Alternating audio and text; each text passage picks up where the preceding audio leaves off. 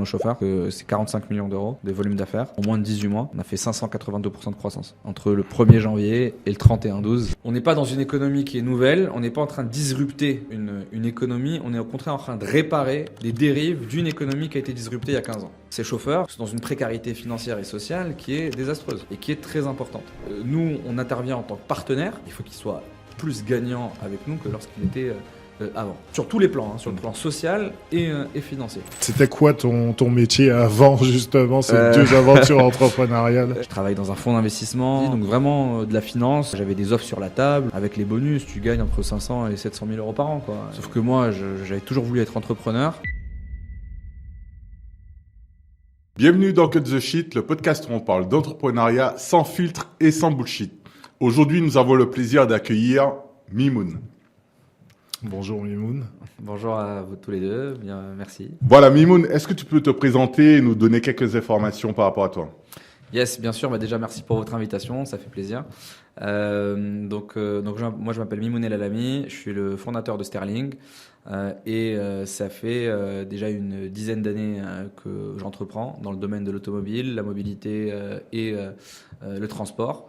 J'avais monté avant Sterling une boîte qui s'appelait FinDrive, qui faisait du leasing de véhicules pour chauffeurs VTC. Du car as a service, j'ai vu. Exactement, car as a service. En fait, c'est une manière de construire via une interface tech un abonnement à un véhicule où l'utilisateur n'a plus à se soucier de la propriété, mais peut, grâce à cet abonnement, pouvoir changer de véhicule quand il veut et pouvoir privilégier l'usage à la propriété.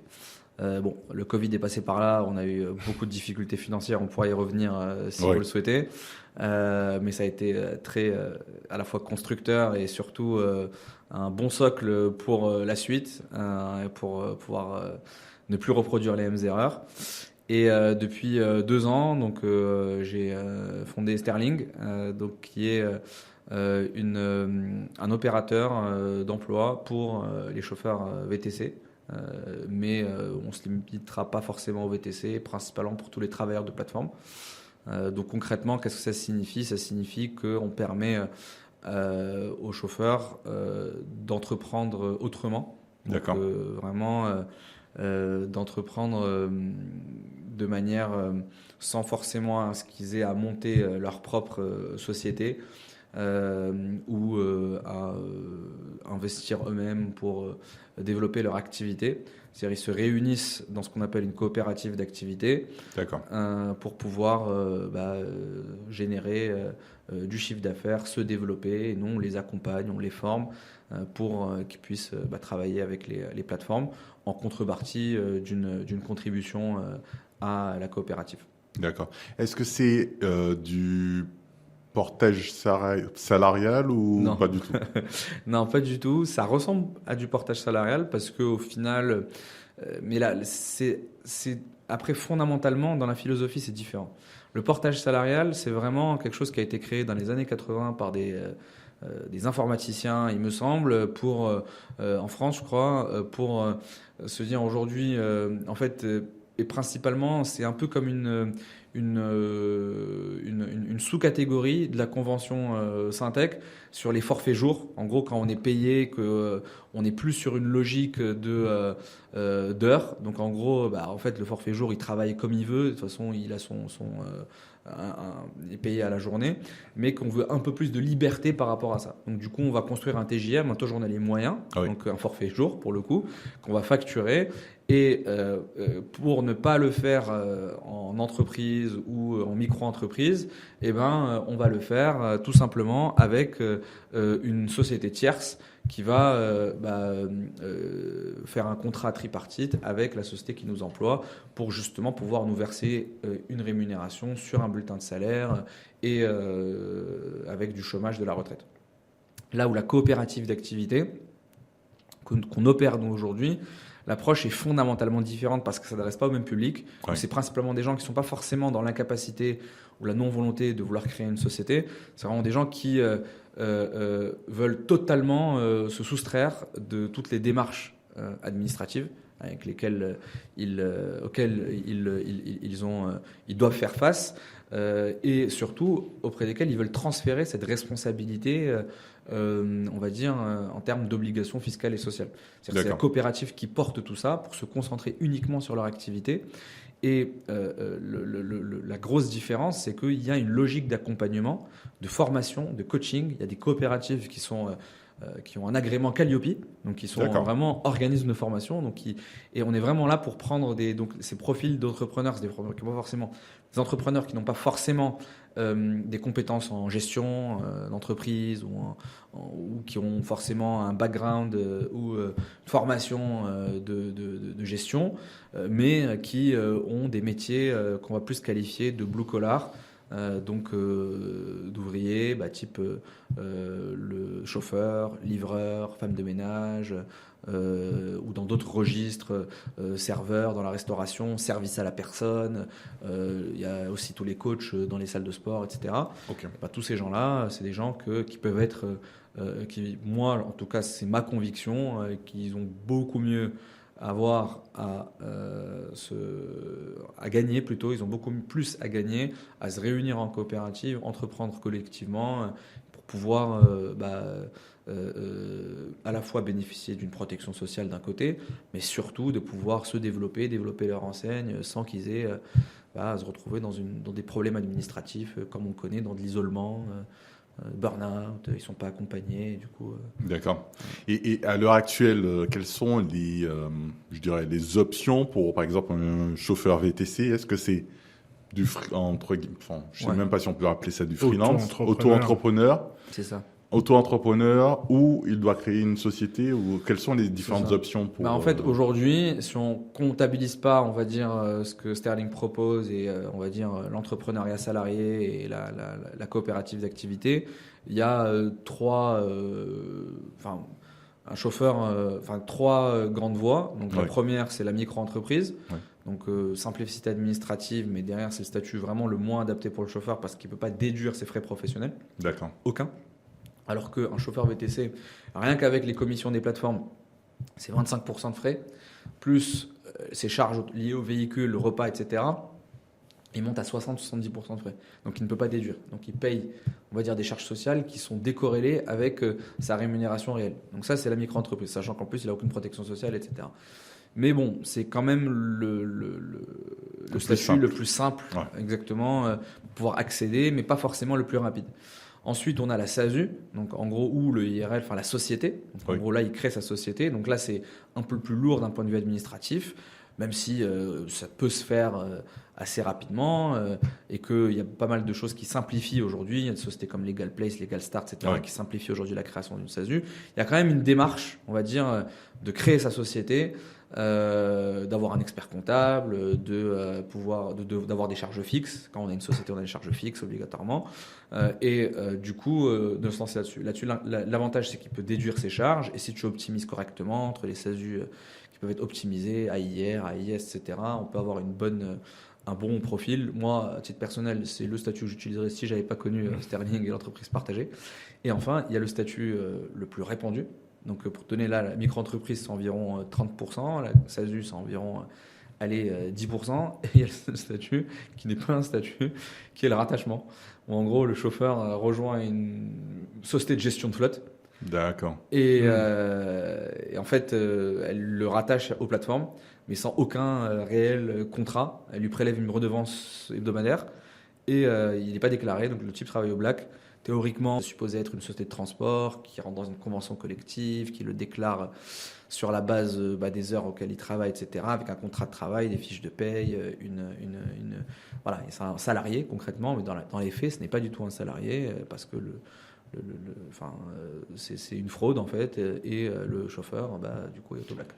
Mais attends, du coup, tu dis que c'est là où on a la plus grande proportion de chauffeurs, mais en même temps, ils n'ont pas de déduction de frais dans ce cadre-là. En fait, il déclare rien. Mais vu qu'il déclare rien, justement, donc quel est l'intérêt? Il fait 1 000 € par semaine. Le rattacheur lui prélève 50 €, il lui reverse 950 sur un compte à l'étranger. Point. Ah, à l'étranger, du coup. D'accord, ok. Donc c'est un compte en ligne, quoi. Oui. On est dans l'économie grise, quoi. Ah oui, totalement. Ok. C'est pas grise, noir. D'accord. Ah ouais, vraiment. Pour le coup, c'est vraiment. la zone grise, on va dire, c'est celle dans laquelle moi j'évolue, parce que c'est aujourd'hui, même si le statut véhiculé par les coopératives d'activité et d'emploi est reconnu dans le Code du travail, dans lequel on est sur une zone blanche, auprès du Code des transports, ce n'est pas encore clairement bien identifié comme étant un statut reconnu. Nos chauffeurs sont salariés de la coopérative et que la coopérative est une société de transport. Dans ce podcast, on parle beaucoup d'intelligence artificielle, mais surtout d'entrepreneuriat. Et le sujet principal de préoccupation des entrepreneurs en 2026 restera le financement. C'est pour cela que l'on a créé Moriarty. Moriarty, c'est une plateforme qui permet d'identifier l'ensemble des dispositifs d'aide publique qui correspondent à sa situation, mais aussi d'aller jusqu'à créer le dossier qui permet de les obtenir de manière simple et cadencée dans le temps. Alors j'ai une question pour vous, pourquoi vous n'utilisez pas encore Moriarty ou pourquoi votre expert comptable ne l'utilise pas encore?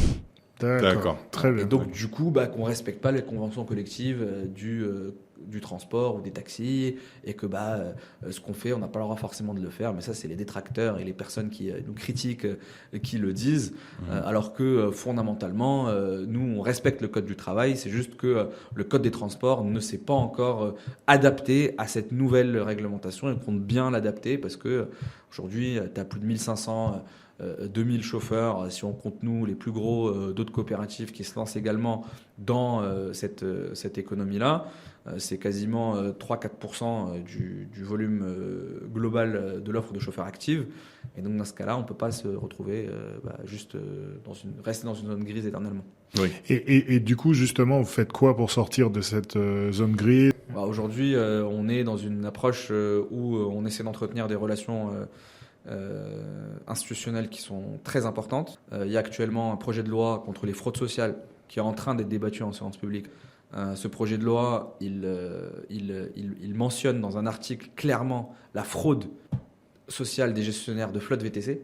D'accord. Et donc c'est un article spécifique et nous on essaye vraiment d'intervenir dans cet article pour expliquer que la coopérative d'activité et d'emploi, de la manière dont on l'opère, est un outil et un dispositif de lutte contre la fraude. Pourquoi ? Parce qu'on centralise les flux des chauffeurs viennent, se réunissent, et nous on a cette fonction un peu comptable, financière, de centraliser les flux, de redistribuer les flux. C'est vraiment, moi je vois ça comme une mission déléguée du service public, c'est-à-dire qui nous confie en fait. Et donc du coup là-dessus, on leur dit, mais comme c'est un outil qui fonctionne très bien, regardez les résultats. On a plus de 1200 chauffeurs dans notre coopérative, on est la plus grosse communauté de chauffeurs entrepreneurs salariés en France. Enfin, c'est quand même, ça commence à avoir de l'ampleur. Et en parallèle, on n'est pas reconnu dans le Code des transports. Voilà l'aberration. Donc nous, ce qu'on vous demande, c'est au travers de cet article-là et du changement de cette loi, pour pouvoir encourager les chauffeurs à se réunir en coopérative, on vous demande de faire évoluer la loi de telle sorte à ce qu'elle puisse refléter un exploitant VTC, chauffeur VTC, qui ait un statut soit d'indépendant, soit de salarié, bon, après d'un gestionnaire de flotte, on a compris ce que c'était, et entrepreneur salarié qui souhaite travailler en coopérative. Et donc c'est là où du coup on est dans une zone qu'on espère bientôt blanche pour pouvoir encadrer aussi et éviter que d'autres acteurs instrumentalisent le dispositif et des rattacheurs ou des gestionnaires de flotte viennent et se disent tiens, nous aussi on va monter des coopératives, mais derrière on va refaire les mêmes bêtises sous couvert d'eux. Donc voilà, c'est aussi l'objectif, c'est de construire un label, c'est de dire c'est quand même une responsabilité importante. Juste avec notre taille, ce sont des dizaines de millions d'euros de flux annuels qu'on va générer, qu'on va processer des flux de paiement, des salaires, on va verser de la TVA, de l'URSSAF. Donc du coup, ça ne doit pas être non plus à la portée de n'importe qui. S'il y a un agrément pour devenir assureur ou pour devenir une banque qui a des autorités de contrôle, il faut recréer en fait des organes similaires pour ces coopératives qui grossissent et qui ont un intérêt public. Alors, il y a plusieurs choses ultra intéressantes. Je viens du monde de la banque, donc tu m'as trigger sur plusieurs trucs. Ouais. d'un côté, du coup, vous êtes en train de demander le fait de réglementer, ce qui est assez rare pour une start-up, de pas aller plutôt vers la dérégulation, mais d'aller vers la régulation, donc et aussi de labelliser, ce qui peut aussi vous mettre dans une position, on va dire, de premier, de pionnier sur un nouveau secteur. En fait, on n'est pas dans une économie qui est nouvelle, on n'est pas en train de disrupter une économie, on est au contraire en train de réparer des dérives d'une économie qui a été disruptée il y a 15 ans. C'est-à-dire qu'il y a 15 ans, il y a eu l'économie des plateformes numériques d'emploi, Uber, Deliveroo, plein d'autres types l'ubérisation, on va dire, des professions, de différents types de professions, à commencer par les chauffeurs, etc. Ce qui a apporté en fait un essor économique très important, parce que ça a amené beaucoup d'opportunités, tu télécharges Uber et tu deviens chauffeur, etc.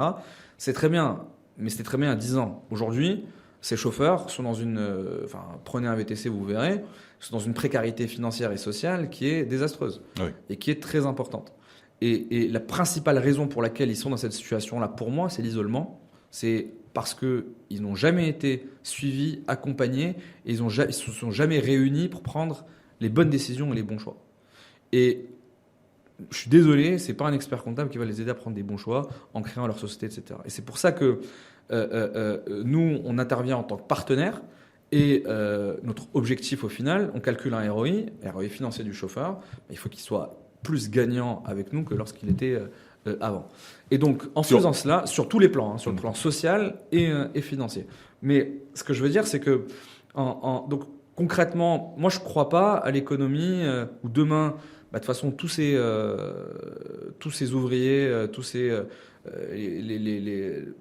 gig workers, comme on les appelle, les blue collars, etc., je ne crois pas au fait qu'ils vont réussir à s'en sortir s'il n'y a pas un tiers qui va légiférer les interactions, les échanges qu'ils vont avoir avec ces plateformes qui, en réalité, il faut le dire, sont managés par des algorithmes. Donc en fait, aujourd'hui, ce sont des IA qui emploient ces gens-là, qui leur donnent du travail, qui dispatchent leurs revenus, etc. etc. Mais c'est très bien en termes de progrès. Mais nous, on a une mission et de se positionner en tant que tiers à vocation humaine pour pouvoir interagir et entre guillemets rééquilibrer ces relations-là. Okay. Et donc ça passe aussi par une professionnalisation, par de la réglementation. Et donc c'est là où je viens sur la réglementation, c'est qu'on ne peut plus assister à une forme de Far West, comment ils disaient, les Far Westisation de l'économie, de la gig économie, et qu'il faut qu'on revienne sur des choses où, en fait, je suis certain, et c'est une certitude, on n'y aura plus jamais de CDI dans ces emplois, il n'y aura plus jamais de salariat, d'accord, ce n'est plus possible. Par contre, on peut très bien combiner les bienfaits, créer, entreprendre différemment, autrement, un entrepreneuriat 2.0. On va accompagner des entrepreneurs qui vont entreprendre de manière collective, se réunir pour pouvoir mutualiser des charges, rendre une charge fixe variable parce qu'ils vont la collectiviser, la mutualiser, amener de l'intelligence collective aussi, de l'accompagnement, du suivi, etc. Et ça, pour moi, c'est un nouveau socle. Et on va assister à des opérateurs qui vont avoir que cette vocation-là, cette vocation de suivi, d'accompagnement. Ok, attends, juste une question. Ah oui, et juste pour répondre à ta dernière question là, sur le lobbying. Le lobbying, en fait, clairement, c'est qu'aujourd'hui, certaines plateformes souhaitent le statu quo. Donc en gros que les choses ne bougent pas, parce qu'elles fonctionnent concrètement. Et plutôt que de nous voir comme un partenaire, elles peuvent nous voir éventuellement comme une menace, comme si on détournait, on va dire, les chauffeurs de leur... alors que ce n'est pas le cas. Nous, aujourd'hui, on dit plus ou moins la même chose. On dit, elles, ce qu'elles disent, c'est que de toute façon, il n'y a pas de salariat, ce sont des partenaires, ce sont des entrepreneurs. Moi, je ne suis pas en train de dire que les chauffeurs ou les travailleurs doivent être salariés des plateformes. C'est pas ce que je suis en train d'expliquer. Ce que je suis en train d'expliquer, c'est que revoir la définition de ce qu'est un entrepreneur. Est-ce qu'un entrepreneur, c'est quoi ? C'est quelqu'un qui souhaite s'est levé un matin et qui souhaite ne pas avoir un plafond de verre qui est celui d'un salaire, qui va tomber à la fin du mois et pouvoir se dire j'ai envie de gagner plus, j'ai envie de gagner mieux, et j'ai envie de développer mon activité, développer mon enseigne, développer mon commerce, etc. Les plateformes sont un outil, elles ne doivent pas devenir une fin en soi, elles doivent rester un outil d'utilisation. Et on doit toujours, nous, accompagner l'entrepreneur pour qu'il puisse se lancer. Maintenant, dans le statut, en fait, soit j'ai fait le choix d'ouvrir ma propre société, soit j'ai fait le choix de rejoindre une société partagée. Quelle est la différence? Aucune. Et en plus, dans la société partagée, à la fin, tu as le droit d'avoir une fiche de paye si tu fais les choses correctement, de cotiser pour ton chômage et ta retraite. C'est formidable. Et voilà. C'est exactement ce que nous, on prône aujourd'hui. Ok. Et j'avais une question, parce que tu as dit à un moment, tu ne penses pas que ce soit, que les experts comptables seront en capacité d'aider, je ne sais pas si tu as dit correctement, ou seront en capacité d'aider surtout les chauffeurs VTC. Pourquoi ne penses-tu pas que ça peut être complémentaire? Surtout, tu avais parlé du statut de la SASU qui pourrait être le meilleur statut, entre guillemets. Donc, pourquoi tu penses en fait, par rapport aux experts comptables, en fait, eux, ils ont un devoir de conseil sur, on va dire, sur la partie purement juridique, financière, comptable, sur les obligations sociales, etc. Mais est-ce que leur métier, c'est d'intégrer le métier? Alors, il peut y avoir des comptables spécialisés sur un domaine d'activité, etc. Ou même des comptables qui eux-mêmes, je sais pas, il y en a, il va te dire, j'ai travaillé, moi, j'ai été artiste pendant plusieurs années, et donc là, je vais faire la comptabilité des artistes parce que j'ai également un diplôme en comptabilité, et donc du coup, j'ai cette double casquette, et donc je peux accompagner, donc je me spécialise dans une niche. Mais il y a toujours déjà un devoir de déontologie où l'expert comptable, contrairement à une coopérative, ne transfère pas, ne prend pas le risque social d'un entrepreneur, c'est-à-dire le risque social et fiscal d'un entrepreneur. Ça veut dire que il va lui certifier ses comptes, il va lui valider ses comptes, il va avoir une logique d'accompagnement sur les bilans, sur on va dire la partie uniquement financière, mais il ne lui transfère pas, enfin c'est pas l'expert comptable qui va récupérer les flux des chauffeurs, les flux des entrepreneurs pour les déclarer eux-mêmes au sein de la structure. C'est-à-dire que moi aujourd'hui dans une coopérative, moi je suis président d'une coopérative et aujourd'hui je suis mandataire social de cette coopérative. Donc si demain je fais mal le compte d'activité analytique d'un de mes chauffeurs, si je gère mal ces comptes de produits, de résultats, que je lui valide correctement une facture ou que je ne le valide pas pour la déduire de ses frais, etc., la responsabilité morale, elle m'incombe à moi. Elle n'incombe pas au chauffeur. Elle n'incombe pas à l'entrepreneur salarié. C'est une des raisons pour lesquelles ils nous rejoignent. C'est parce qu'en fait, ils se disent « Ah bah tiens, c'est intéressant. » C'est qu'en fait, quand je me dis « Je me libère des contraintes administratives et je suis suivi, accompagné sur la partie formation », c'est que derrière, sur la partie financière, moi, en gros, c'est moi qui prends les décisions. Comment construire ma fiche de paye? Qu'est-ce que j'ai envie de déclarer comme charge? Combien de chiffre d'affaires j'ai envie de déclarer? C'est plus mon périmètre. C'est transféré. Et donc, c'est là où il y a toute une différence. Et c'est la raison pour laquelle un expert comptable, au mois pour un entrepreneur, coûte beaucoup moins cher qu'une coopérative qui, elle, prend un risque additionnel. Et après, le deuxième point, c'est sur la partie formation. C'est que nous, aujourd'hui, on ne se considère pas... la partie comptabilité, c'est un des pans de notre métier, mais nous, il y a un devoir, on va dire, statutaire. C'est que dans nos statuts, c'est qu'on a une obligation dans la loi d'accompagner les entrepreneurs. Donc, il y a des entretiens annuels, on doit les former, on doit leur apprendre à se développer, on doit développer leur chiffre d'affaires avec eux. Et donc ce travail-là, il est inclus dans cette contribution, et c'est là où on s'éloigne totalement du métier de l'expertise comptable ou d'audit ou purement, on va dire, de traduction des chiffres et de gestion, on va dire, de la comptabilité d'une activité. C'est qu'en fait, on est partie prenante dans l'activité, il faut qu'on comprenne et qu'on soit nous-mêmes exploitants.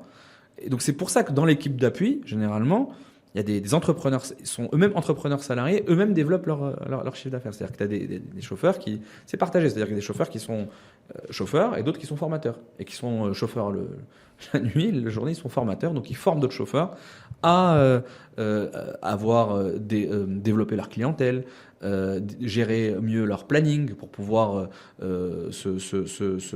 aller chercher les zones où il y a plus de chiffre d'affaires, etc. Et donc du coup, on sort de ce cadre-là. Donc c'est pour ça, c'est pas du tout une pique aux experts comptables, mais c'est plutôt en fait un distinguo qui fait que un entrepreneur, soit il fait le choix, du coup, de se mettre à son compte, d'être accompagné par un conseil indépendant qui va l'aider à gérer peut-être parfois ses finances. Moi, j'ai mon comptable sur ma holding, il m'aide à mettre en place mon prévisionnel, combien j'ai le droit de me verser, combien je dois provisionner de charges, etc. Mais là, la grande différence, c'est que du coup, l'entrepreneur a le choix aussi de se dire, moi, je veux uniquement me concentrer sur mon activité, et plus que me concentrer, c'est la développer, et avec des gens qui m'accompagnent là-dessus. Ok. Tu as une question? Oui, j'avais une question. Ma question, c'était pas une question, c'était une remarque. J'ai l'impression que en t'écoutant parler que on revient un peu à pas un syndicat à la française, mais à une trade union à l'américaine, au moment où il y a eu une dérégulation de l'économie américaine, mais où on a voulu casser les conglomérats. Est-ce que c'est comme ça que vous vous définissez? Parce que j'ai vraiment ce sentiment d'avoir aussi ce côté trade union, d'avoir alors on peut pas faire de class action en France, mais plutôt une position un peu commune pour faire avancer les choses, pour aussi se solidifier sur ses bases. Est-ce que c'est aussi dans votre philosophie ou c'est trop, on va dire, c'est trop... Ouais, c'est un peu trop politisé dans le sens où nous, on n'est pas réellement... on n'est pas syndiqué, donc on n'est pas un syndicat. On est des entrepreneurs avant tout. Donc sans, on va dire, tomber dans l'écueil où on essaie de construire un plaidoyer pour se mettre en contre-pouvoir et derrière faire plier les plateformes, etc. C'est pas du tout notre approche. Nous, notre approche, c'est partir du constat que on a des chauffeurs sur le marché qui ont beaucoup de mal à s'en sortir, qui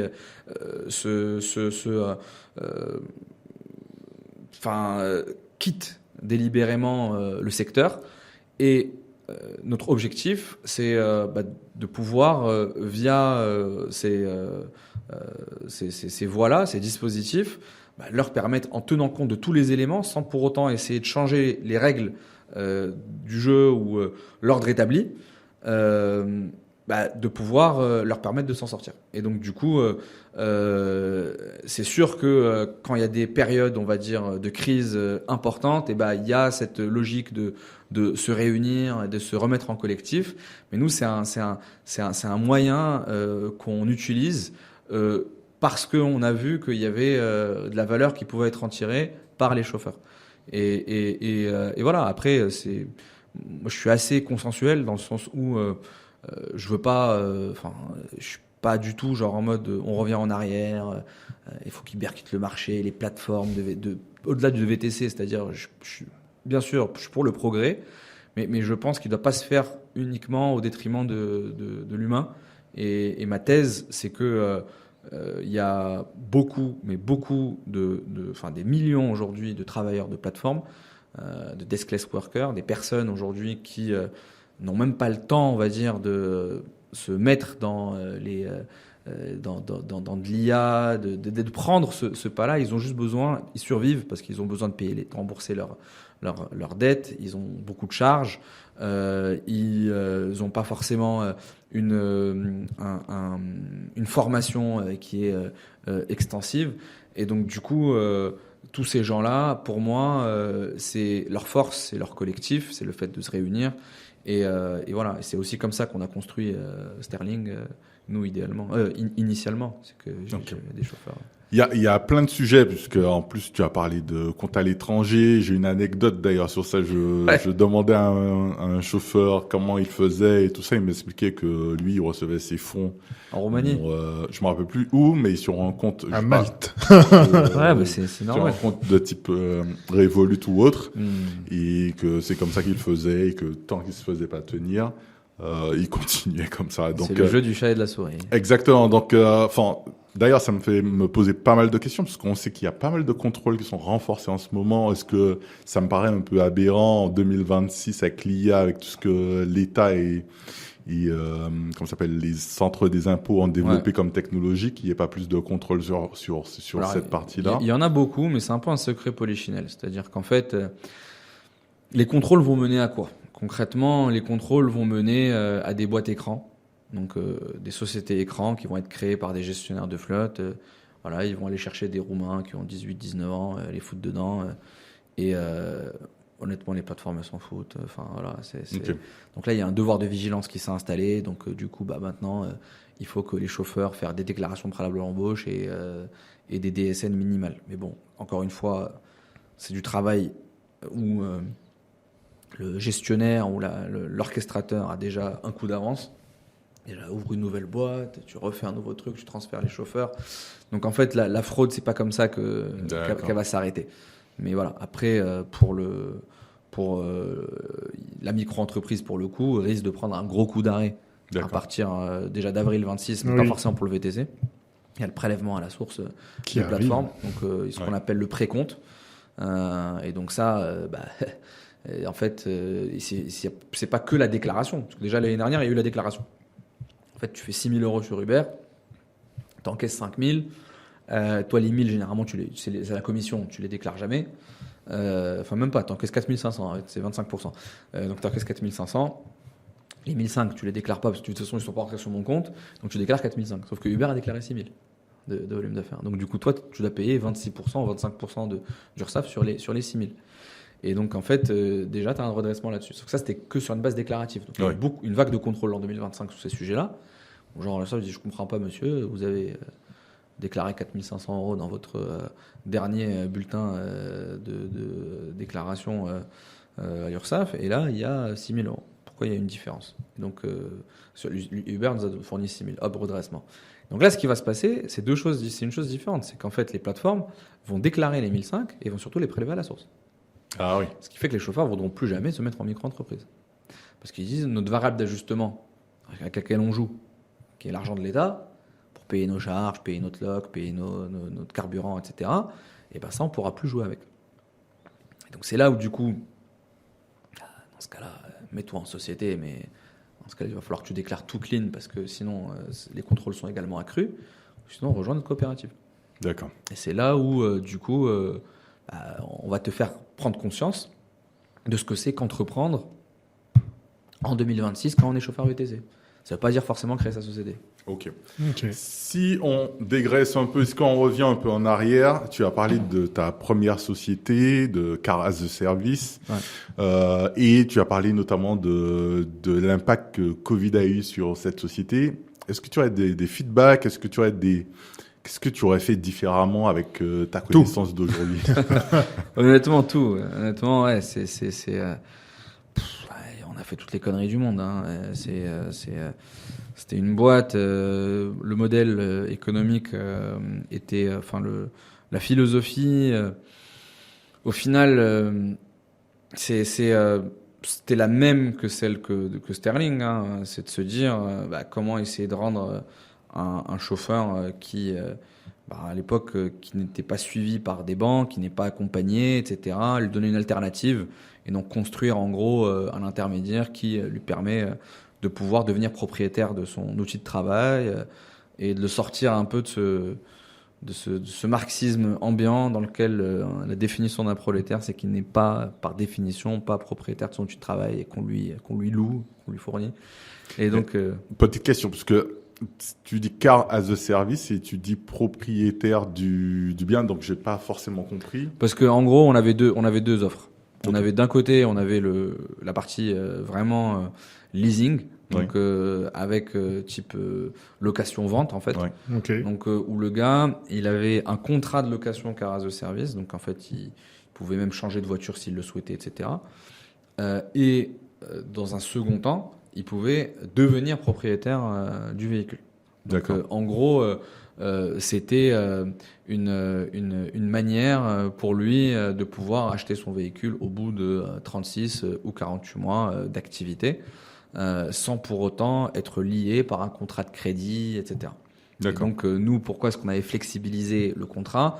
C'est parce que beaucoup de chauffeurs n'allaient pas jusqu'au bout du contrat, donc on récupérait, on remettait le véhicule sur le marché avec une forme de marketplace où les chauffeurs en gros s'échangeaient les véhicules, ou certains chauffeurs en gros lui disaient t'as un contrat, il reste que 24 mois dessus, est-ce que ça t'intéresse? La voiture a déjà, je sais pas, 80 000 km, mais c'est intéressant d'aller jusqu'au bout parce que tu profites de la décote qui a déjà été payée par un autre chauffeur qui lui a arrêté l'activité.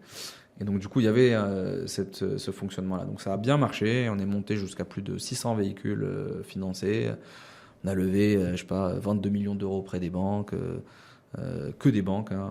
On avait 100% du capital, donc il n'y avait pas de fonds d'investissement, de levée de fonds, il n'y a rien du tout. J'ai fait les choses vraiment à l'envers. Généralement, les gens commencent dans la start-up, ils lèvent des fonds, ils font un truc pas rentable et ils vont dans le mur parce qu'ils se rendent compte que au final, ils ont cramé les sous, qu'ils ont payer des coûts d'acquisition trop élevés, etc. Et ensuite, ils se disent, tiens, je vais faire un business maintenant beaucoup plus brick and mortar, PME style, avec en générant de l'EBITDA. Et moi, j'ai fait l'inverse. Voilà. Je suis parti déjà de ce truc-là où, en gros, on avait des gros actifs à financer.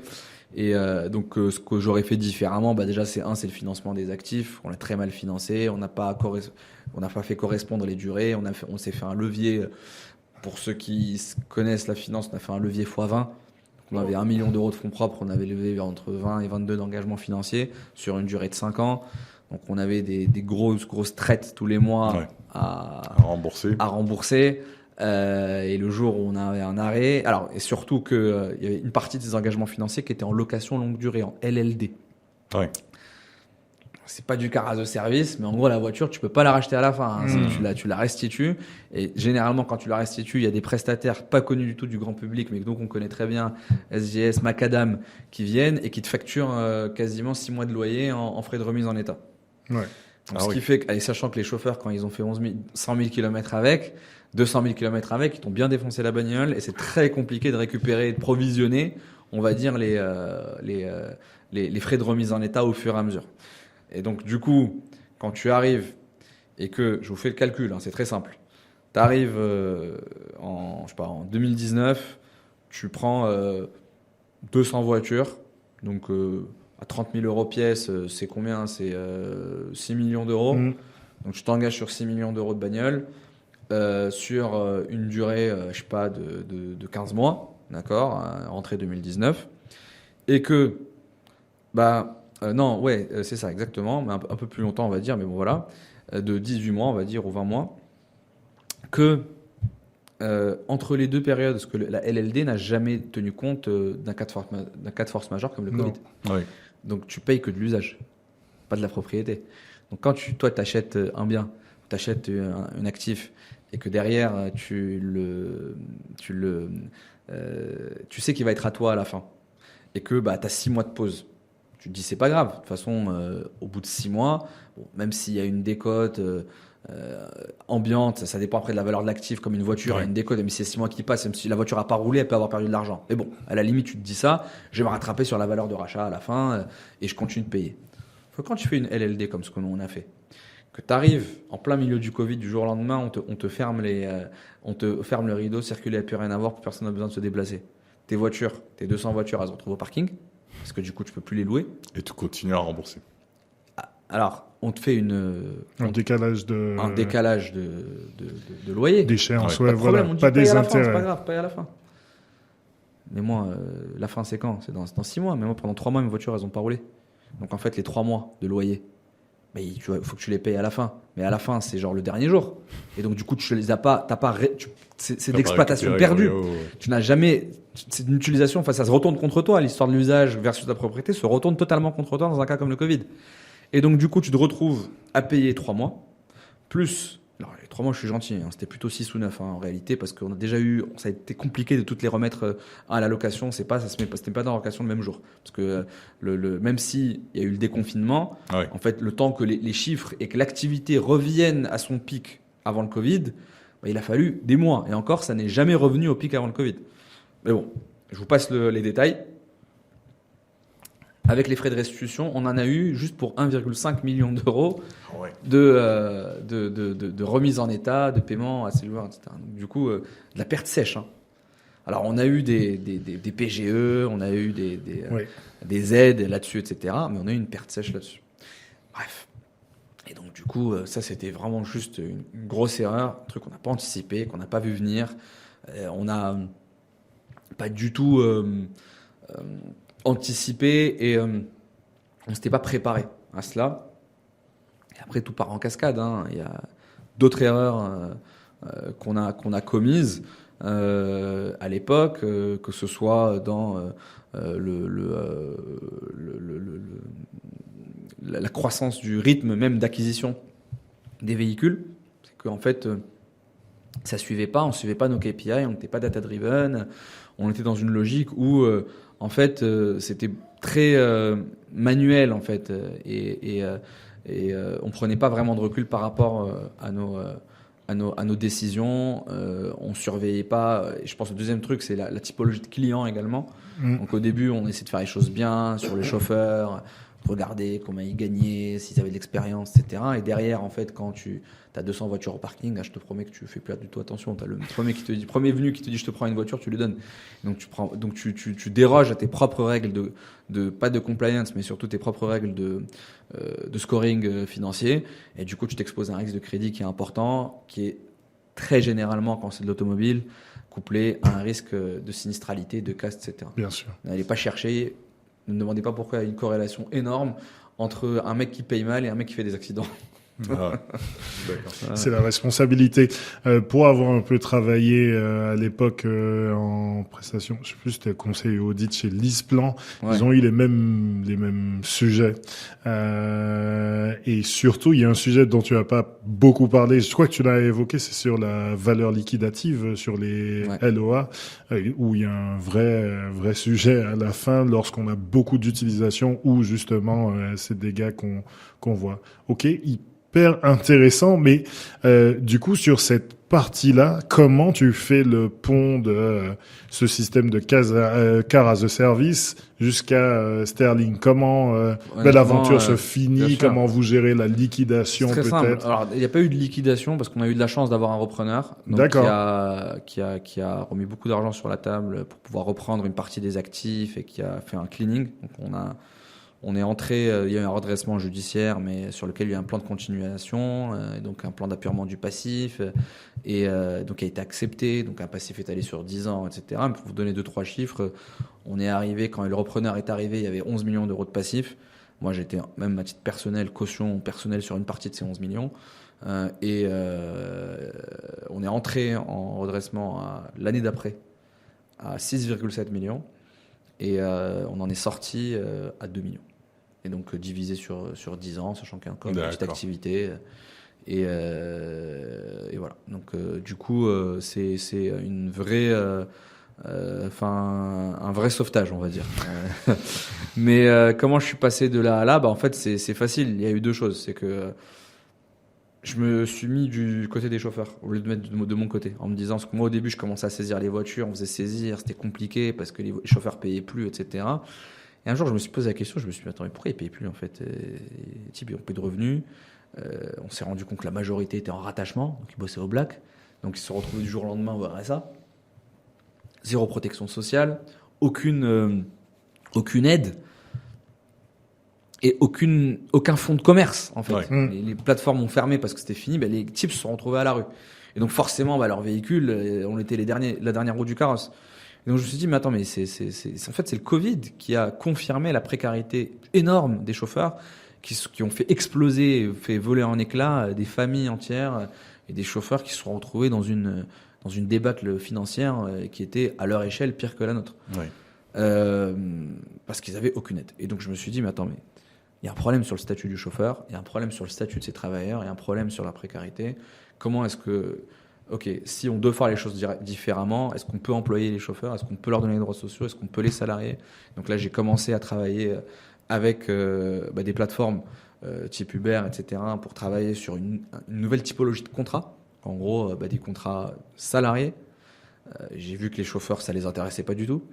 Ce qu'ils voulaient, c'était garder leur autonomie, mais quand même se libérer des contraintes administratives, quand même continuer de développer leur chiffre d'affaires, mais ne pas avoir à déclarer eux-mêmes des bilans, générer de la paperasse administrative parce qu'ils n'en avaient pas les moyens, parce qu'ils ne savaient pas gérer ces choses-là. Et donc, du coup, en fait, là, naturellement, en me posant ces questions-là, donc là, j'étais un consultant, il fallait que je regagne ma vie.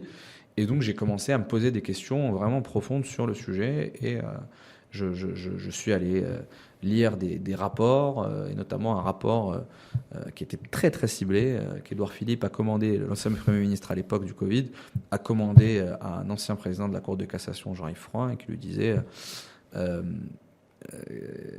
il faut mettre fin, en gros, à ce débat sur le statut des travailleurs de plateforme. Est-ce que c'est des salariés? Est-ce que c'est des indépendants? Quel statut préconiserais-tu?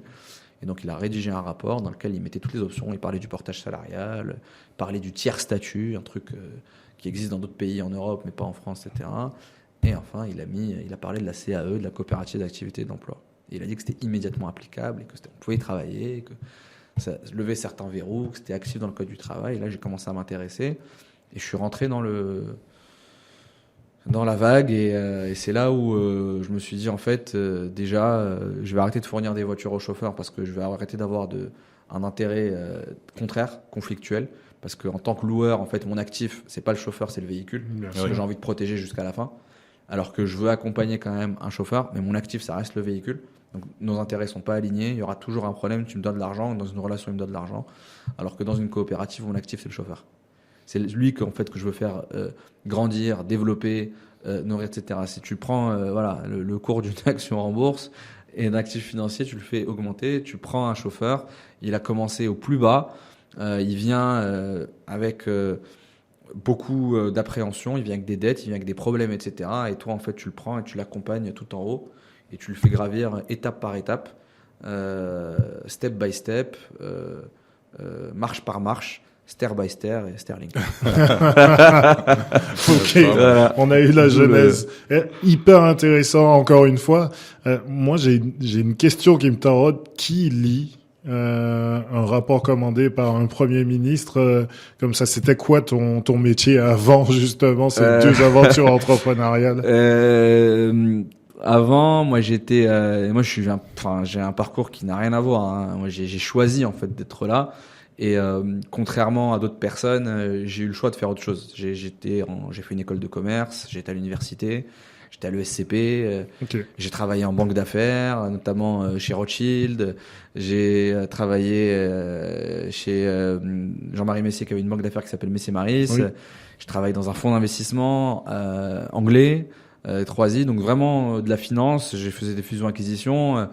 Et donc voilà, j'avais des offres sur la table où en fait au bout de 10 ans tu te projettes avec les bonus, tu gagnes entre 500 et 700 000 euros par an quoi. Ouais. Et c'était voilà.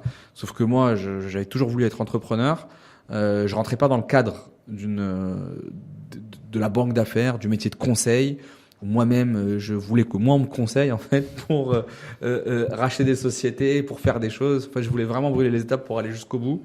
Et c'est ça, et c'est le jour où je me suis rendu compte, en fait, en parlant avec, j'étais stagiaire, hein, en parlant avec des associés gérants, etc., que je voulais être à leur place, et moi signer les deals, moi les faire, et que j'allais pas attendre 15 ans pour pouvoir le faire, sachant que en plus, je considérais que j'étais pas le meilleur, et en gros, je voulais pas être, un moyen parmi des bons, je voulais vraiment être le meilleur dans mon domaine, et je savais que ça allait pas être là-dedans, et donc du coup, ça s'est fait de manière un peu... Je prenais des Uber le soir, tous les soirs, parce que c'était payé par la boîte. Et ils me parlaient de leurs problèmes, etc. Et je leur ai dit, tiens, pourquoi je financerais pas ça? J'ai fait un calcul simple, en fait. Parce qu'à l'époque, il y avait d'autres... C'était de l'usure. Hein. Avant que nous, on arrive, avant que les loueurs arrivent, c'était vraiment de l'usure. C'est-à-dire que le chauffeur, je lui posais la question, je lui disais, alors, comment est-ce qu'il... Quand je disais que je travaillais chez Rothschild ou chez Messier, etc., il pensait que je travaillais à la BNP ou en tant que conseiller clientèle. Quoi. Il me disait, est-ce que tu peux me faire un crédit pour ma voiture, etc. J'aimerais m'acheter ma voiture. Donc je lui disais, c'est pas le même métier de banquier. Pas exactement. C'est deux choses différentes. Voilà, c'est tout. Mais bon. Et donc du coup, le type, je lui pose la question. Je lui dis, mais attends, mais ta voiture, tu la payes combien? Il me dit, je la paye 100 euros par jour. 6 jours sur 7. Attention, le dimanche, il est offert. Ah, ok, très bien. Donc 600 euros par semaine, 2400 euros par mois. Ok, tu travailles 24? Ouais, tu travailles tout le temps. Je sors de la bagnole, je vois c'est une 508 éclatée qui a 200 000 km. Je vais voir sur le bon coin, la voiture, elle vaut 10 000 euros, quoi. Je dis, moi, j'achète une voiture 10 000 euros, je te reloue la voiture 2004. Ok, en retirant l'assurance, entretien, etc., il me reste 2 000. Où est l'arnaque, quoi? Où est le catch? C'est pas possible. C'est une martingale. Ouais. Et donc, c'est pour ça que c'est là où, du coup, on s'est dit, bah, attends, on va faire les choses un peu mieux. Bon, la voiture, on va pas la louer à 2000, on va la louer à 1000, 1002. Déjà, on a une grosse marge et on va scaler ce truc-là. Et c'est là où on est monté à 600 bagnoles et qu'on a monté ce truc et qu'on a construit. Bon, on n'était pas les plus gros, il y avait déjà des acteurs sur le marché, etc. Mais on était parmi les 4-5 acteurs les plus gros sur le marché. On faisait déjà, je sais pas, on a dû faire 25 millions d'euros de chiffre d'affaires sur 5 ans. C'est là où j'ai déjà commencé à me dire, bon, c'est une première entreprise sur laquelle on a eu des réussites, beaucoup d'échecs, mais aussi certaines réussites. Et je me suis dit, plus jamais je reviendrai dans le monde de la finance, de la banque, du conseil, et même, parce que moi, j'ai jamais été salarié de ma vie. Et voilà. Et donc, après, bon, ça m'a aussi beaucoup coûté, parce que j'ai quitté des milieux qui sont, on va dire, très confortables. Je suis sorti de ma zone de confort. Pour me retrouver au fin fond de la banlieue, à Sarcelles, à Garges-les-Gonesse, aller saisir des bagnoles à des mecs à je sais pas quelle heure avec une équipe de gros bras. Enfin, c'était ça notre avant le Covid et tout, c'était ça notre quotidien, c'est-à-dire aller négocier avec des teams. Et pourquoi on s'est inséré là-dedans? Mais au final, tu sais toujours pourquoi et tu finis toujours par comprendre ce qui t'a amené là. Et si j'avais pas connu ça, j'aurais pas monté Sterling aujourd'hui. Et si on revient justement sur Sterling, vous en êtes où aujourd'hui? Est-ce que tu as quelques chiffres que tu peux partager avec nous? Alors, je peux te donner le volume d'affaires généré par nos chauffeurs. Donc, c'est 45 millions d'euros de volume d'affaires en moins de 18 mois. D'accord. On est une des startups non-AI en France qui a eu la plus grosse croissance sur l'année 2025. On a fait 582% de croissance. Voilà. Entre le 1er janvier et le 31/12. Donc, comment c'est possible? Je vais te dire déjà la volonté, la hargne et une exécution, surtout un plan d'exécution. C'est qu'en fait, c'est ce que j'expliquais. En fait, moi, je viens pas du monde de la start-up, je viens pas du monde de la tech, certes du monde de la finance, et j'ai eu une forme de parcours, on va dire, jusqu'à mes 25 ans qui était assez lisible. Mais entre 25 et 32, on va dire, et 31, c'était le chaos avec FinDrive, etc. On est allé dans tous les sens. Ce qui fait que pour des VC, pour des gens de la French Tech, j'étais totalement non consensuel. Ça veut dire d'où vient ce mec, qu'est-ce qu'il raconte, il parle beaucoup, on comprend pas ce qu'il dit, il va nous parler de ces trucs de VTC, le VTC c'était il y a 10 ans, on comprend pas ce qu'il veut faire, etc. Moi le truc c'est que moi je venais du terrain, j'avais lu les rapports, j'avais construit déjà mon modèle économique, j'avais construit mon business model, je viens de dire la même chose, et j'avais surtout j'avais une vision très claire et je savais comment l'exécuter. Et donc pour moi, il fallait juste les bonnes équipes, les bonnes ressources, les bons moyens pour pouvoir exécuter un plan sans m'arrêter. Et même s'il y a toujours des réajustements, jusqu'à aujourd'hui, ce plan-là continue d'être exécuté. Ça veut dire qu'en fait, il y a toujours du reforecast, du réajustement, mais il n'y a pas eu de sujet de... Et donc, c'est ce qui fait que j'ai brûlé des étapes. Il y a beaucoup de premiers incubateurs, accélérateurs, on était à Station F, etc. On me disait, oui, mais... Est-ce que tu as du PMF? Tu peux pas engager un produit, il faut d'abord du PMF, etc. Genre, de quoi tu me parles? Les chauffeurs, je les connais depuis 10 ans. Je sais très bien que quand je vais leur proposer ce truc-là, ils vont adhérer. Produit, pas produit, il y a pas de sujet en fait. Le PMF, ça va être un no-brainer. À la fin de l'année, je fais 1 million d'euros d'ARR. Donc ils ont commencé à se foutre de ma gueule et à rigoler, genre en se tenant le ventre. Bon, ça c'était les premières expériences. Deuxième expérience, je vais voir un autre gars, j'avais fait 1 million d'ARR au bout de 6 mois. Alors, vraiment, genre tac, on a lancé les opérations en août et en février, on y était, quoi.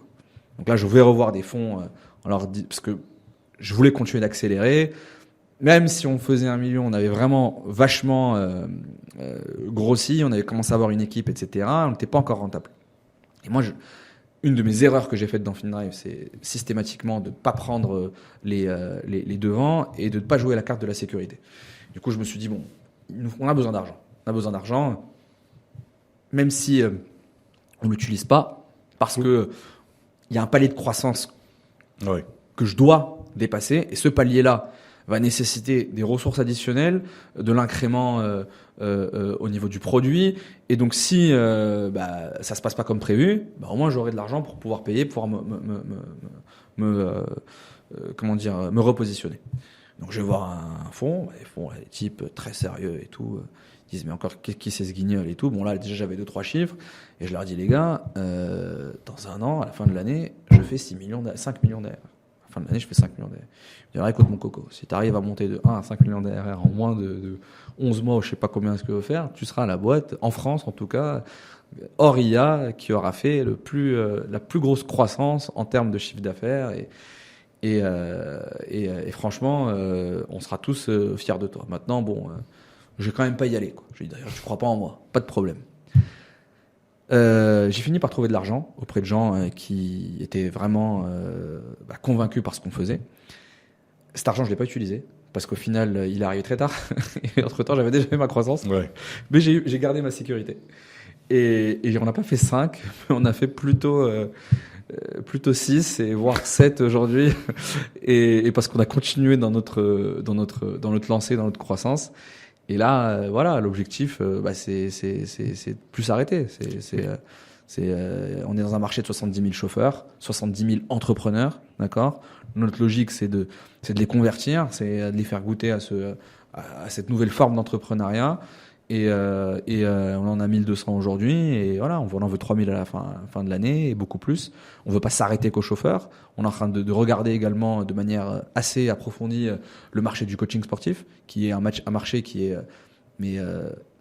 assez similaire à celui du VTC, avec des profils assez similaires. C'est un peu plus petit que le VTC, et surtout, on pense aller beaucoup plus vite sur ce marché-là, parce que contrairement au VTC. Moins de réglementation. Alors, c'est pas moins de réglementation, c'est de la réglementation. C'est-à-dire que. Mieux réglementé. C'est-à-dire que le ministère de la Jeunesse et des Sports et l'administration des sports,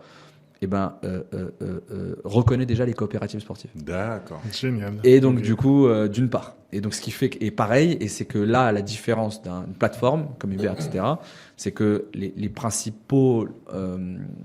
principales plateformes d'emploi sportif, que sont les salles de sport, les grands groupements sportifs, etc., sont beaucoup plus intéressés par ce modèle-là, parce que eux de leur côté, ils le voient un peu comme du portage, parce que du coup, ils transfèrent un peu ce risque, parce que tous les coachs de sport sont en micro-entreprise dans ces salles. La majorité, sauf quelques cas haut de gamme, niche, etc., ou certains contrats un peu hybrides qui sont proposés, mais on leur évite tout ça. Et derrière, on permet aux coachs de se développer, pouvoir développer son activité, pouvoir même louer un espace dans la salle et donc du coup aller chercher du revenu en privé, alors qu'à la base hors horaire, c'est-à-dire il y a des horaires qui sont facturés directement à la salle et la salle le paye, mais d'autres où il loue l'espace ou une partie de l'espace pour dégager sa clientèle privée. Donc il y a toute une dimension autour du sport qui est hyper intéressante et qui va démontrer que Sterling aujourd'hui sera un socle technologique qu'on a développé qui sera pour plusieurs verticales. Très bien.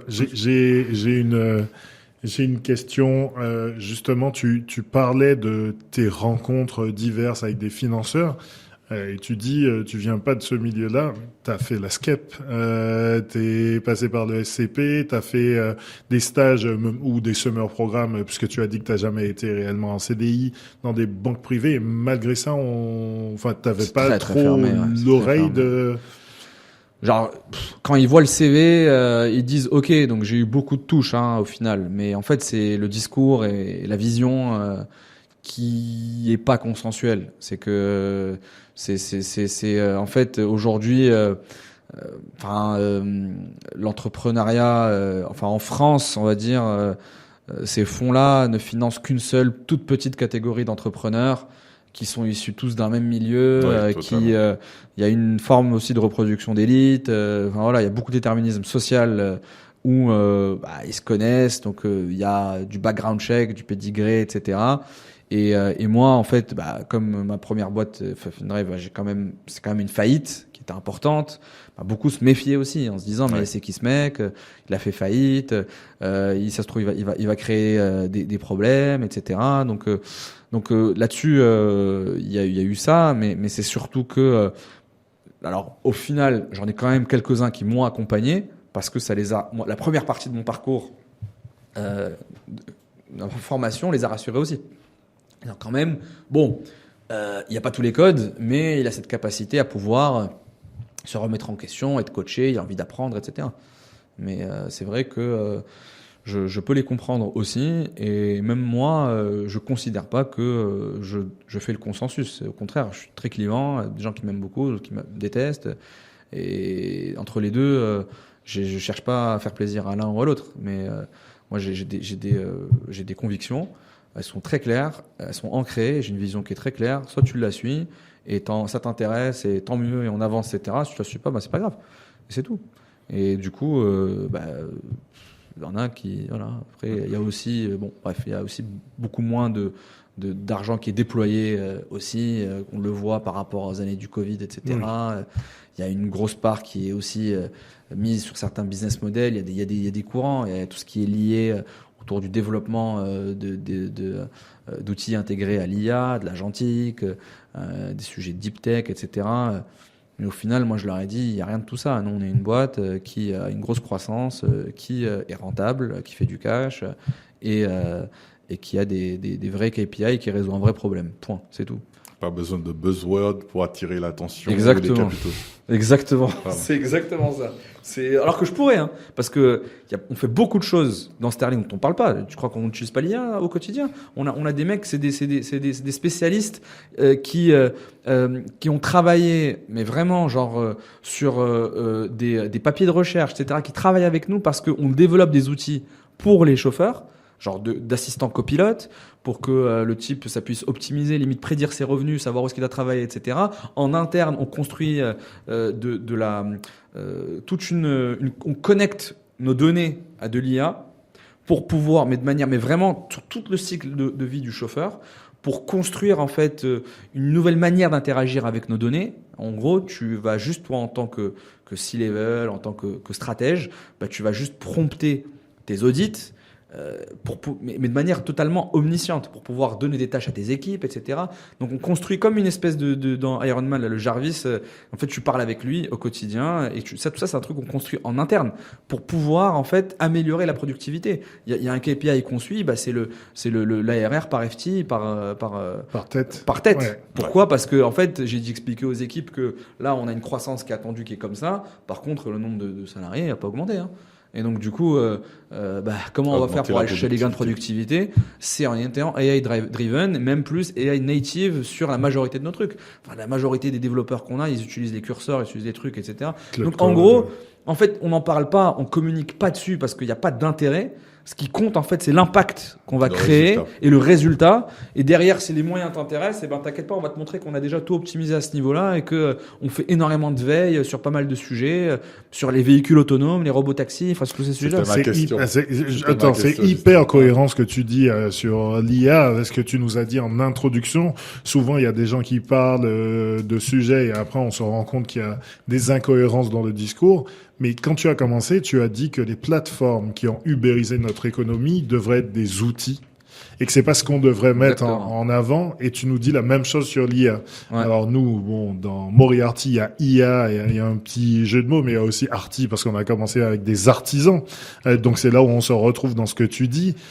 Mais du coup, ce que tu es en train de nous dire, c'est que toi, tu n'as pas utilisé tous ces buzzwords, ces catchwords, mais par contre, en interne, tu as atteint ta taille critique en termes d'effectifs. Et maintenant, tu utilises tout ça pour les augmenter en interne sans que tu sois catalogué comme une boîte IA, ce qui ne veut en soi ne rien dire. Nous, on se vend pas comme ça non plus. Non, mais c'est que évidemment, on crée pas de l'IA, quoi. C'est en fait pour moi tous les wrappers qui sur des logiques AI, mais en fait c'est des wrappers ChatGPT, etc. T'as juste fine-tuné ou t'as recontextualisé. Le jour où demain t'as aucune défensabilité, le jour où OpenAI veut faire la même chose que toi, t'es cuit. Donc moi tout ça j'y crois pas. Aujourd'hui, ce à quoi je crois fondamentalement, c'est l'usage de l'intelligence artificielle dans nos process, dans notre proposition de valeur, exactement comme Internet il y a 20 ans ou 30 ans. Alors de la bulle, il y a 30 ans, etc. Tu ne disais pas je vais faire une boîte internet. Non, c'est pas que je vais faire une boîte internet, c'est que en gros, tiens, alors moi j'ai un site web, voilà, c'est bien. Et en fait, certes, t'es parmi les premiers donc à vendre tes services en ligne. Donc, mais si tu utilises comme un moyen le site web pour pouvoir vendre ton service, pour pouvoir te faire connaître, etc. Et nous, l'IA, c'est la même chose. C'est-à-dire que on n'est pas du tout sceptique et agnostique là-dessus, etc. On est persuadé que en fait, c'est game changer à tous les niveaux. mais en fait, on va l'utiliser. Alors, on peut aussi brander, marketer certains outils qu'on va développer grâce à de l'IA. Par exemple, aujourd'hui, c'est un agent qui va venir valider les notes de frais de nos chauffeurs. Voilà, c'est un agent qu'on a développé en interne. On a utilisé la stack liée à Claude. Ensuite, derrière, on a construit un graphe et on a mis en place un système où aujourd'hui, dès que le chauffeur met sa note de frais, t'as l'agent, il lit tout, il a tous les contextes, il sait exactement ce qu'il doit valider, etc. Mais par contre, on va pas jusqu'au bout. C'est-à-dire que il fait la recommandation, il pré-valide, ou il pré-refuse, ou il pré-vérifie en disant là-dessus j'ai telle ou telle et telle question.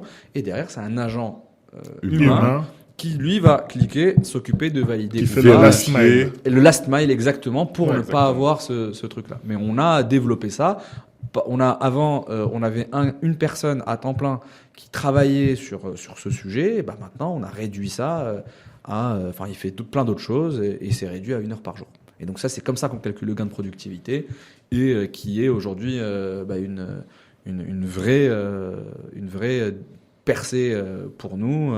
Et voilà. Et après, il y a d'autres. On peut rentrer encore plus en détail sur certains points. Et voilà. C'est super intéressant. Tu as parlé de risques qui n'étaient pas forcément mesurés sur ta boîte précédente. Comment tu mesures tes risques sur cette boîte présente en sachant, j'ai pas envie de nommer le nom, mais la boîte qui a un nom, Le Sceau, des concurrents comme cela, ou potentiellement tu as parlé de voitures automatisées, même si je pense qu'en France on a encore 10 ans devant nous avant que ça n'arrive, de voitures autonomes, pardon. Comment tu fais pour mesurer tes risques, pour évaluer justement ces choses qui peuvent changer de manière assez rapide, qu'un concurrent vienne sur ton secteur ou qu'il y en ait plusieurs qui copient ce que vous êtes déjà en train de faire? Comment tu appréhendes tout Honnêtement, c'est pas le premier risque. Aujourd'hui, honnêtement, si demain, tous ces concurrents, comme tu les appelles, sont d'une certaine manière dépendants de ce qu'on est en train de faire aujourd'hui. C'est que eux, ils se mettent sur notre sillage. C'est clairement du plagiat, voire du parasitisme. C'est comme ça que moi je le vois aujourd'hui. C'est que en fait. Si demain Sterling ou le modèle Sterling venait à vaciller, ils crèvent tous. Donc en fait, c'est plus eux qui sont dépendants de nous que nous de l'inverse, parce qu'on est les plus gros, parce qu'on a le first mover advantage, parce que on a pas que l'expertise et la vraie connaissance du marché, c'est que il y a aucun élément différenciant. C'est que tu prends aujourd'hui et encore, et il n'y a pas que ceux que tu veux mentionner, mais il y en a plein d'autres qui se lancent, etc. Tous copier nos statuts, tous copier nos interfaces, etc. Donc dès que nous on fait une erreur, ils reproduisent la même erreur. Tu vois ce que je veux dire? Donc c'est parce qu'il n'y a pas de compréhension indépendante de notre propre compréhension. Même s'ils veulent se faire violence et se dire non, on a bien compris, etc. Au final, c'est faux. C'est pas le cas. Parce que ça vient uniquement d'une imitation. Ce qui fait qu'aujourd'hui, nous, on considère qu'on dicte aussi les règles dans le marché, dans ce nouveau marché-là, mais que et pour se prémunir de ces menaces, en fait, il y a beaucoup de lobby qui est fait au niveau de l'État. Il y a de l'encadrement. On demande, c'est pour ça qu'on veut un label. On veut que les coopératives aujourd'hui puissent respecter leurs obligations. Donc qu'elles ne se dévoient pas de leurs obligations, qu'il y ait plus de contrôle, qu'il y ait des audits, de la révision coopérative, qui sont inscrites sur liste ministérielle. Donc il y a un vrai travail, on va dire, de barrière à l'entrée pour éviter qu'il y ait une instrumentalisation du dispositif. Et surtout que ça nous porte préjudice. Est-ce qu'une boîte, je vais nommer son nom, c'est pas grave. Est-ce qu'une boîte comme Jump qui a levé beaucoup d'argent, est-ce que tu le vois comme un concurrent direct? Non, pas du tout. Parce que Jump, pour le coup, ils sont dans un autre positionnement qui n'a rien à voir. Le positionnement, c'est des white collars. Donc, ils ont des coopératives, ils ont développé ça. Mais en fait, ils proposent pas la même chose que nous aujourd'hui. Eux, en fait, c'est vraiment, c'est l'entrepreneuriat 2.0, mais pas pour les gig workers où il y a cette logique d'accompagnement. C'est en fait, soit t'es micro-entrepreneur, je te fournis un compte bancaire, soit t'es en société, je te fournis un compte bancaire. Si tu veux plus être micro-entrepreneur, tu peux être en portage salarial. Donc en gros, je te donne au sein d'une même structure, au sein d'un même écosystème, la possibilité de pouvoir avoir un statut, changer de statut avec des outils qui vont avec, etc. Donc, en fait, pour moi, ça concurrence beaucoup plus un expert comptable que un modèle comme celui de Sterling qui a une vocation à être à 360 et pas uniquement sur ce volet-là. C'est que nous, demain, on veut développer des services où on va financer des voitures pour les chauffeurs. Alors, pas de la manière dont on le faisait avant, moi je le faisais avant, hein, mais vraiment avec des vrais acteurs financiers, banques, etc. Donc, on va construire un produit financier, leur permettre de financer une voiture, leur permettre de placer de l'épargne, placer de l'argent, parce qu'on gère leur argent. On leur donne accès à un wallet dans lequel ils vont pouvoir faire du cashback. On va pouvoir leur permettre de structurer un contrat dans lequel ils vont pouvoir financer leur appartement, leur acquisition immobilière. Donc c'est cette démarche-là que nous on a et qui est, on va dire, plus qu'être conseil, on est actif. On est vraiment partenaire actif et on prend les devants là-dessus. Donc un jump, c'est pas du tout le même positionnement, encore une fois. Eux, c'est vraiment les white collars, c'est les ils ont essayé, je crois, de faire du VTC il y a quelques années en se disant tiens, c'est un bon système, etc. Mais en termes d'opération, c'est trop compliqué. Ils avaient mal pricé. Et voilà, une contribution fixe à 99 € par mois, ce n'est pas possible. Enfin, ça n'a aucun sens. Comment tu veux apporter la valeur que tu dois apporter en formant, en accompagnant, etc. Voilà. Après, moi, j'ai rien contre eux. Je connais un des fondateurs, j'ai rien contre eux du tout. Au contraire, hein, je trouve que c'est bien ce qu'ils font. Même si, pour le coup, à la fédération, eux, ils sont pas du tout contents qu'un jump se lance comme ça parce qu'ils dérogent un peu à l'essence et à la philosophie de la fédération des coopératives. Ok, peut-être ma dernière question, c'est quoi la prochaine étape pour Sterling ? Tu as parlé de personnes qui vous ont accompagné et autres. Est-ce qu'il y a une levée ? C'est quoi le next step ? Tu parlais d'ambition aussi niveau CA et tout ça. Non, enfin pour moi, c'est de continuer à devenir la première communauté de chauffeurs entrepreneurs de France. L'ambition, c'est même de devenir la première communauté d'entrepreneurs tout court en France, en fait. D'accord. C'est Donc qui pas ont l'Europe choisi que la France. Aujourd'hui en France déjà pour commencer, et après en Europe, mais avec une autre forme d'approche. D'accord. C'est l'approche, c'est vraiment déjà de se concentrer dans le métier qu'on connaît le mieux, c'est le VTC, et après voir ailleurs, mais déjà dans le VTC. Et il y a une ambition européenne, il y a une ambition même internationale. Dès lors qu'on aura le socle technologique qui nous permettra d'aller à l'étranger, on ira. En tout cas là, en 2026, on se concentre sur la France. Et après, on verra à l'international. Mais notre objectif, c'est vraiment d'accompagner et de permettre aux chauffeurs, aux entrepreneurs qui ont fait le choix du collectif de mieux gagner leur vie et de s'affranchir des idées établies et du plafond de verre, on va dire, qu'ils pensaient avoir atteint. Voilà. Tu as dit qu'il y avait des chiffres qui étaient un peu fous. Ce serait quoi votre prochain objectif un peu Là, notre prochain objectif, c'est 100 millions d'euros de volume d'affaires, chauffeurs. Voilà, c'est d'avoir 3000 chauffeurs actifs. On verra après sur les autres verticales. Voilà, c'est dans les moins d'un an. Donc c'est un peu les chiffres qu'on a envie de faire. Ok. Tu nous as dit que tu parlais beaucoup. Où est-ce qu'on peut te suivre ? Est-ce que tu prends la parole sur un blog, un Substack, tes réseaux ? Ouais, exactement. Assez actif sur TikTok, sur Insta, sur YouTube parfois. On a une chaîne sur Sterling, mais que on va vraiment développer. Parce qu'on veut vraiment développer, en gros, donner la parole aux chauffeurs et commencer à les interviewer, avoir des formats, pas forcément podcast, mais surtout des formats d'échange avec des chauffeurs de chez nous en général, avec des intervenants. Et voilà. Après, c'est vrai que je suis moins, on va dire, visible face caméra et pour l'instant à avoir une tribune plutôt que à me concentrer sur Sterling. Peut-être dans une future vie, on verra. Ok, Voilà. Est-ce que tu as un mot de fin ? Non, moi je suis tout va bien. Merci de m'avoir invité à votre podcast, c'était très cool. Et j'espère que les personnes qui le visionneront, ça leur plaira également. Super. Merci beaucoup. Vas-y. Pour le mot de la fin, si vous avez aimé ce contenu, évidemment, suivez Sterling et Mimoun. Suivez nous aussi, si ça vous intéresse. Mettez des pouces bleus et dites-nous ce que vous en avez pensé. Voilà. Merci beaucoup. Merci, à très bientôt. Merci. Au revoir.